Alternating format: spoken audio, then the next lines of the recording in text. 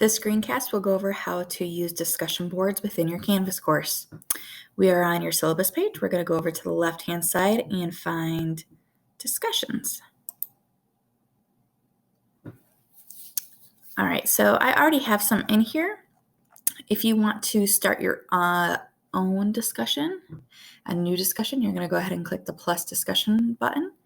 I'm going to go to my sample though. All right, so when you are making a discussion board, obviously you'll give it a title. And like everything else in Canvas, you have the same menu and the open text box.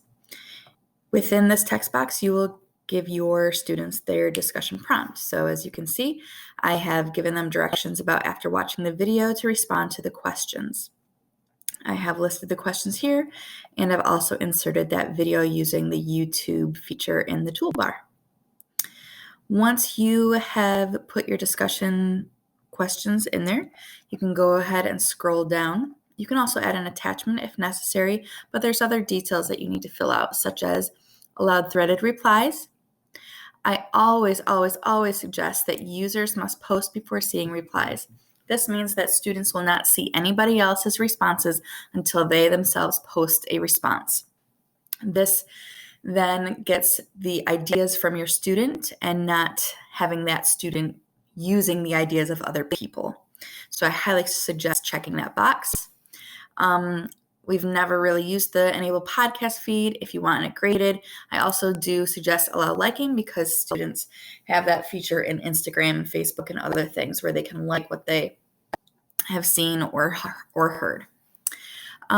Group discussions are more advanced. You can give however many points possible, what you want your grade displayed as.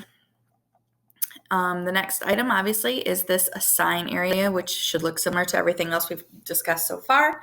You're going to assign it to either everyone or a group or a single student. Give it a due date, tell when it is available from, and then you're going to press save.